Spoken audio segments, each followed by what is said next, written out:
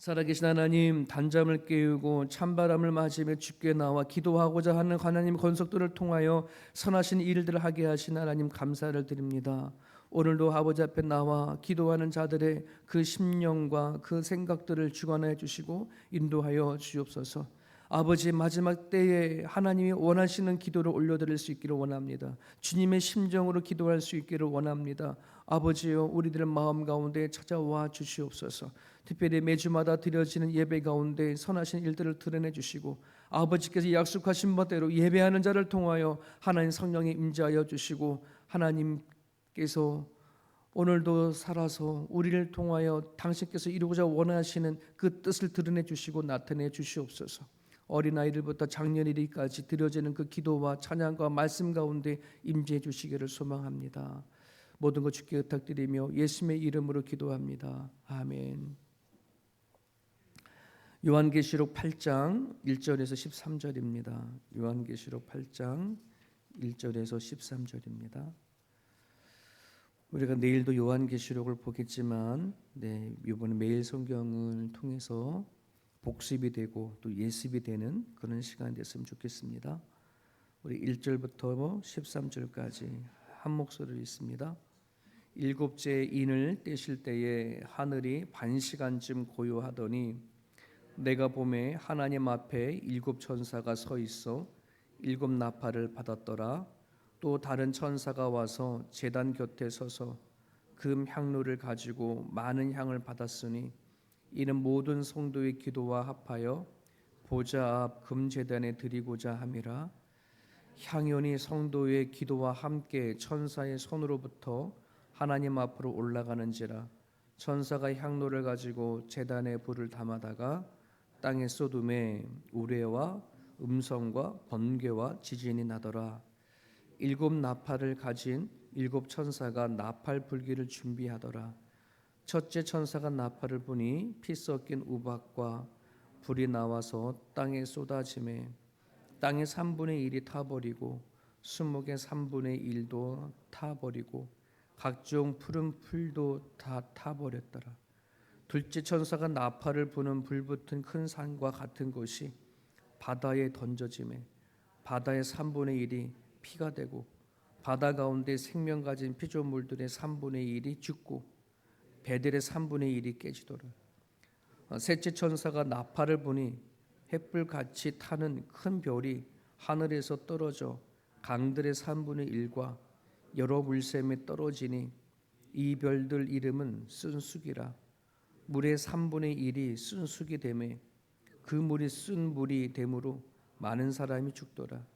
넷째 천사가 나팔을 부니 해 3분의 1과 달 3분의 1과 별들의 3분의 1이 타격을 받아 그 3분의 1이 어두워지니 낮 3분의 1이 비춤이 없고 밤도 그러하더라. 내가 또 보고 들으니 공중에 날아가는 독수리가 큰 소리로 이르되 땅에 사는 자들에게 화가 있으리니 이는 새 천사들이 불어야 할 나팔 소리가 남아 있음이로다 하더라. 아멘. 오늘은 일곱 번째 인을 떼었을 때에 일곱 나팔에 대해서 얘기를 하고 있습니다. 그 중에 오늘은 넷째 나팔까지의 이야기이죠.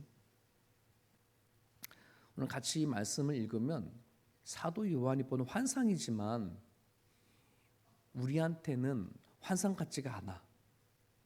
왜냐면 실제적으로 우리는 이런 거를 보잖아요. 봤잖아요. 사도 요한은 환상일지 모르지만 우리는 실제적으로 지금 살고 있는 이 시대에 경험하고 있지 않아요? 예전에 호주에 산불 나고 막 이랬을 땐 정말 요한계시록 등장하는 그러한 재앙처럼 보였던 것 같아요.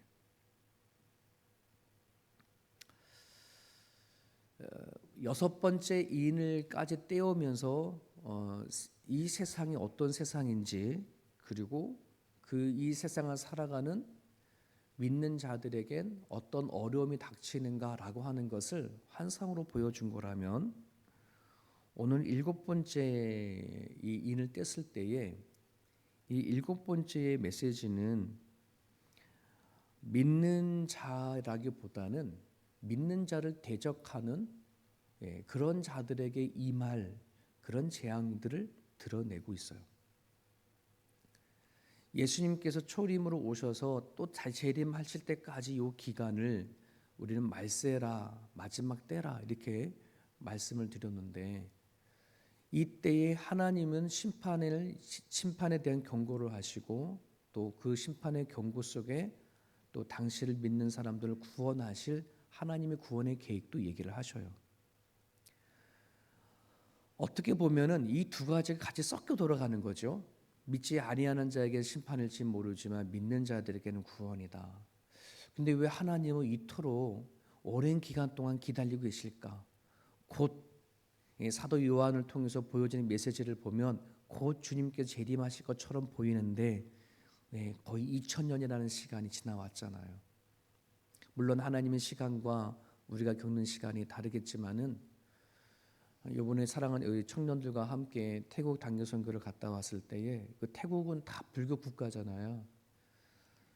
선교사님이 사역하시는 세길 공동체 교회를 가서 사역도 했지만 일반 그냥 그 불교 학교에 있는, 나라가 불교이고 그 불교에서 병원도 세워지고 학교를 세워지다 보니까 병원 이름도 그렇고 학교 이름도 그렇고 다 불교에 가까운 이름이에요. 네. 근데 거기에 학교에 가가지고서 아이들을 가르치고 거기에 사역을 하는데 너무 예쁜 거예요. 야, 하나님이 기다려줘야 할 필요가 있구나. 이 아이들이 주께로 돌아와야 하는, 구원해야 할 대상이구나. 어떻게 해서도 이 불교 학교를 다니는 여기에 있는 아이를 한 명이라도 구원하려고 선교사님이 아이들이 학교를 이렇게 등교할 때 학교를 가요. 학교가 마치면 애들이 다 우르 나오잖아요. 학교할 때 또 학교를 가요. 오고 가는 길에 아이들에 마주치면서 복음 전하려고 늘 그렇게 하시더라고요. 그게 주님의 마음이겠구나. 우리 같았으면 빨리 오십시오. 주님, 이 세상에 이런 재앙이 있고 또 이렇게 살기 어려운데 속히 오시옵소서라고 하는 것이 우리들의 바람이지만, 하나님은 한 명이라도 더 구원하시고자 하시는 그 사랑의 그 마음이 있는 거를 우리가 이번 사역을 하면서 깨닫게 되었어요. 그 마음을 주시더라고요. 그래서 오늘 하나님 오시는 거 조금 밀어주십시오. 저 아이들이 구원받아야 되고, 저 아이들이 무슨 죄가 있습니까? 태어나면서 불교 국가에 태어나고 태어나면서 어렸을 때부터 불교 사상 안에서 교육되어지는데, 그런 안타까움을 가지고 이렇게 왔는데요.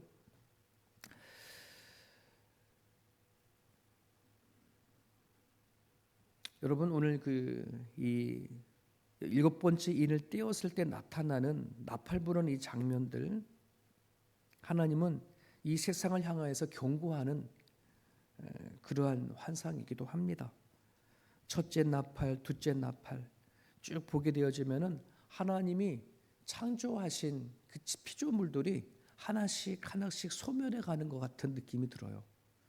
창세기 1장에 보면 하나님이 각 세상을 혼돈되어진 세상에서 낮과 어둠을 만드시고, 그리고 거기에다 해와 달을 만드시고 땅을 만들고 거기에다 피조물을 만들어가는 그 창조의 세계라고 한다면, 오늘 요한계시록의 이 나팔의 재앙은 하나님이 창조된 피조물들이 하나씩 하나씩 소멸되어져 가는 그런 장면을 보게 되어지는 것인데, 여러분, 우리는 좀 전에 말씀을 드렸던 것처럼 우리는 역사 속에서 또 지금 살아가고 있는 삶 속 안에서 이러한 일들을 조금씩 조금씩 보고 느끼고 경험하고 있다는 것이죠. 자, 그런데 여기에서 우리가 생각해야 될 것은, 과연 이 나팔의 재앙의 경고의 출발이 어디서부터 시작된 거냐. 하나님이 이렇게 심판하려고 하는 이 재앙을 보여주면서 이 세상을 향해 심판하고자 하는 그 출발이 어디냐라고 얘기하면 4절과 5절입니다. 4절과 5절에 보면, 향연이 성도의 기도와 함께 천사의 손으로부터 하나님 앞으로 올라가는지라. 천사가 향로를 가지고 제단에 불을 담아다가 땅에 쏟음에, 이런 말이 있어요. 여기서 향연이라고 한다는 것은 그게 연기와 같은 부분인데요, 이게 성도들의 기도라고 표현을 하고 있는 거거든요. 성도들의 기도.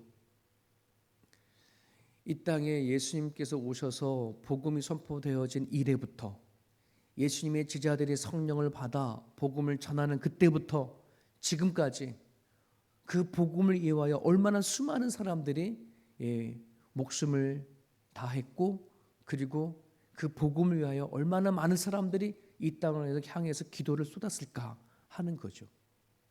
하나님의 이 재앙의 심판의 경고에는 어디서부터 다 출발하냐 그러면 성도들의 기도로부터 출발한다는 거예요. 성도가 어떤 기도를 하는데, 하나님 이 땅 위에 하나님이 공의를 보여주십시오. 하나님 이 세상에 하나님의 임재를 드러내 주십시오.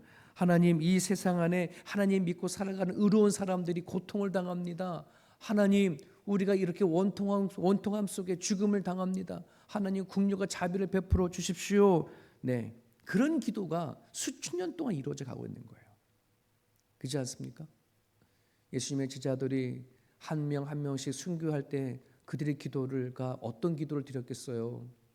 네, 하나님 이 땅 위에 당신의 공의로움과 정의를 드러내 주십시오.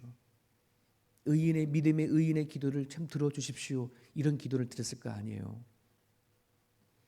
하나님은 그 기도를 다 들으시는 거예요.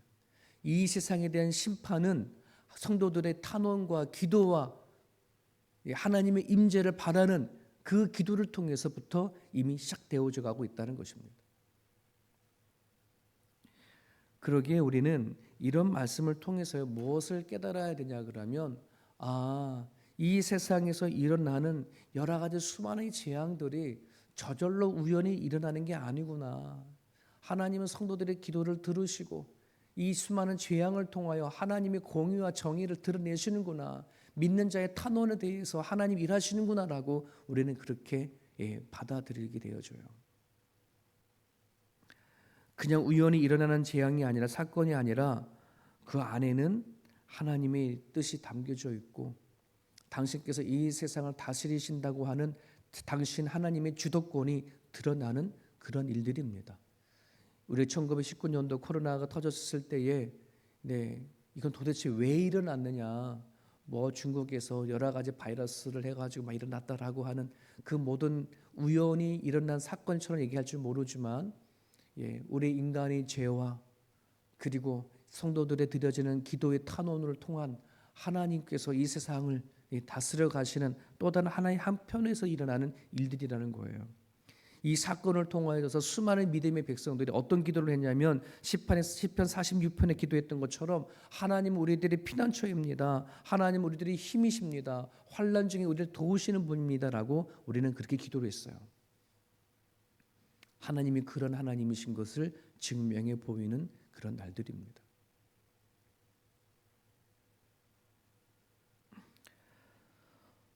오늘 우리는 이 일곱 나팔의 경고가 울려 퍼진 세상 속에 살아가고 있습니다. 우리는 성경을 통해서 이 재앙이 어떤 의미가 있는지를 알게 되어졌고, 우연도 아니라 자연스러운 또 성도들의 기도를 통한 하나님이 드러내시고 나타내신 것을 우리는 보게 되어집니다. 모든 스포츠 경기가 그렇듯이 이긴 경기를 보는 것과 실시간으로 진행되어지는 경기를 보는 것이 다른 것처럼, 우리는 성경을 통해서 이 세상의 처음과 끝, 창세기부터 요한계시록까지 하나님 이 세상을 어떻게 다스릴 것을 우리는 보고 살아갑니다. 그러기에 아마 우리가 현재 살아가는 날들 가운데 오늘 이 재앙의 나팔의 경고는 더하면 더했지 덜하지 않을 겁니다. 더 심한 재앙이 있을 거고 더 많은 어려움들이 있을 겁니다. 그것을 우리는 지금도 계속해서 실시간으로 인터넷을 통해서 확인하고 있지 않습니까? 야고보서 1장 2절과 3절에서 믿음을 가진 사람들에게 이렇게 이야기하십니다. 너희가 여러 가지 시험을 당하거든 온전히 기쁘게 여기라. 너희 믿음의 시련이 인내를 만들어내는 줄 너희가 알미라. 여러 가지 시험을 당하거든 온전히 기쁘게 여기라. 시험이고 고통이고 아픔이지만 이것이 어떻게 우리들에게 기쁨으로 우리가 이것을 맞이할 수 있을까? 그 원인과 이유를 아는 사람들에게는 가능한 일입니다. 고통이 닥치고 어려움이 닥치지만 이 고통이 왜 왔는지, 이 시련이 왜 일어났는지, 이 재앙이 왜 일어나고 있는지 이 답을 알고 있는 사람들에게는 어쩌면 그 사건을 통해서 하나님 더 가까이 갈 수 있는 믿음이 생겨요. 참을 수 있는 힘이 생겨요. 하지만 원인을 모르면, 이유를 알 수 없이 일어나는 일들이라면 그 견디기가 너무 어렵죠.